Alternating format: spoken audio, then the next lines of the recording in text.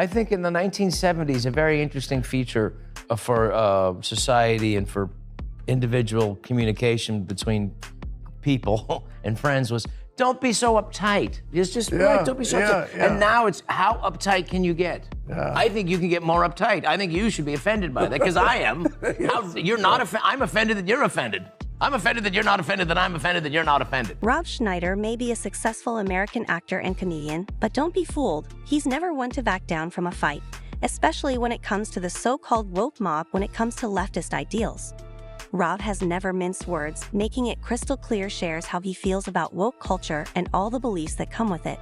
But before we dive into the moments where he took on the left, let's start with one undeniable truth Rob shares. One that's hard for anyone to argue with. I think that you have the offense, to be honest. I think it's like they're both at their extremes, back to back, thinking and being the same way. Whether it's the left, you're here, and they're complaining about something, and it's not too far removed from the right on this side complaining, but they are back to back and complaining. In American society, it's almost predictable that one side makes a move and the other immediately pushes back.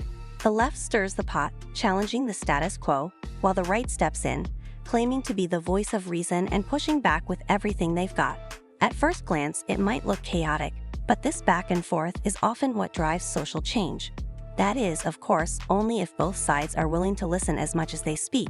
And fortunately, that's where the real issue lies. The left it's coming from a place of, it's an intolerance, but it's dressed up as man. Rob seems to be calling out what he sees as the left's virtue, signaling they insist they're all about empathy and doing what's best, saying that using people's preferred terms is just basic decency. Fair enough, but the moment someone dares to disagree, those howls vanish, revealing a side far less compassionate. So much for decency, right?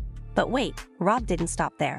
In an interview with Fox News, he made a bold prediction that would send shockwaves through woke circles around the world. You guys are attacking wokeness. Is wokeness in comedy on its last legs? Well, I think it has to be. It has to be close to collapse, as my good friend James Lindsay said. It's about 12, 18 months before it collapses. Interesting, isn't it? Rob seems convinced that woke culture is on the brink of collapse, likely because he believes a new movement will rise, seize power, and cleanse America of the woke virus. But don't just take my word for it.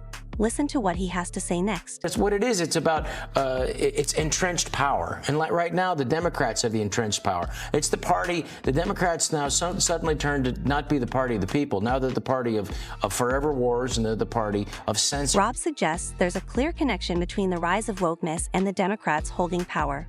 Reading between the lines, he implies that woke advocates are emboldened because they have the backing of those at the top and their greatest weapon, censorship. Anyone who dares to push back, even with a joke, risks the dreaded fake cancellation. So it's no shock when John C. turns to Rob and asks this question. I think I don't understand about them is, do they have, genuine, do they have a sense of humor?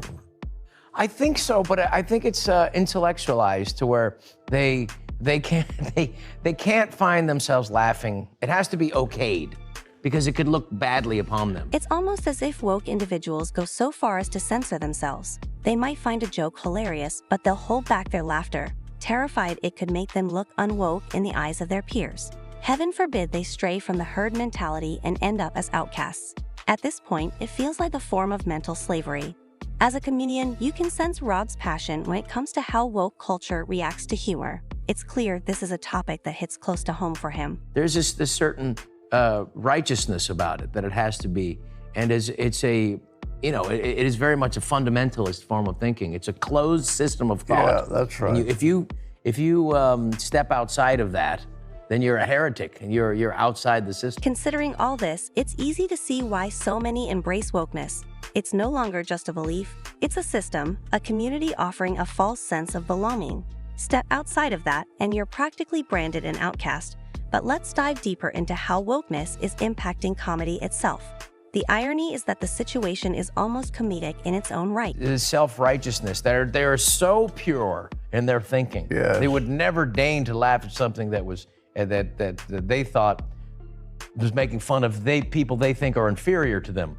They would never want to do that because they are here and so they feel that people they're protecting, these inferiors. Oh, so protection of other groups becomes condescending. I think that's true. So, yeah, well, absolutely, I think it's true. But it's also a thing of a weird form of elitism. The irony here is that the so-called woke mob steps out as the self-appointed saviors of minority groups, proclaiming themselves as the only ones fit to lead the charge for African Americans, lugged plus individuals, and immigrants, almost as if these communities can't speak for themselves, and talk about condescending to Rob. It's this virtue signaling and inflated sense of superiority that's the most repulsive part of woke culture. There's always a sneaky thing of, I am better than you, I've higher thinking than you, I laugh at more things that don't. But in all of these things, John C. puts forward a very strong observation that appears to be incredibly true about the woke mob. Purity. Yeah. When people think they're pure, and don't forget that was a problem with the Nazis. When they think that they're pure, then they kind of can't admit to any negative emotions in themselves, which is what unfortunately human beings have all the time. It's hard to take an honest look at yourself and accept feedback when you're convinced you've already achieved moral perfection. That's the issue with the Messiah complex that many in the woke crowd seem to carry. They've bought into the idea that they're society's moral compass to the point where any hint of their own flaws just doesn't register. This mindset creates a major blind spot, leading them to project their frustrations onto everyone else. But John C. wasn't finished. He went on to discuss how woke individuals tend to lump all teasing and jokes together, dismissing them as harmful regard for context. Two types of teasing. There's nasty teasing, and then there's affectionate teasing. Like you and me, when we see each other, it's a barrage of insults. And it's a kind of compliment, because what I'm saying to you is, you know that I love you, so I can say these terrible things to you, but it's proof that I love you, because I'd never say them to you if I didn't. This seems like a foreign concept to the woke crowd. To them, anything that remotely clashes with their unwritten rulebook is met with barking and lashing out like rabid watchdogs eager to tear down anyone in their path. For a group that prides itself on acceptance and inclusivity, they often come across as the most intolerant of all. Now let's dig a little deeper. Does comedy really deserve the heat it's getting from the woke audience as a comedian? Rob believes that free speech is crucial, especially in comedy. He explains that he often touches on sensitive topics to build up to a joke, but unfortunately, the awake audience misses the punchline, choosing instead to fixate on the topic itself. This is a pretty good thing, and I think it's like, it's just for laughs. You know, I bring up things like, people don't know what a woman is, and then you get to a joke. I'm not talking about any issues. It's using those issues to get to something. Sadly, even a brief mention of a topic that makes the awake crowd uncomfortable is enough to trigger off the fence. Some people get so worked up by a comedian's material that they'll actually buy tickets just to walk out tomorrow as a statement.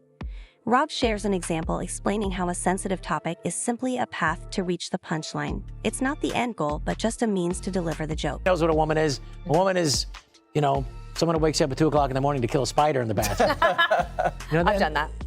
Yeah, my wife did that, and then I go in there and you go, and she said, you didn't kill it. And I said, well, you didn't tell me how big it was. You're gonna give me more. I need to come back tomorrow when I have pants and a weapon. At the end of the day, it's a joke meant to be enjoyed and appreciated, but by zeroing in on the wrong aspects, woke folks get so offended that they start censoring everything, even claiming offense on behalf of others.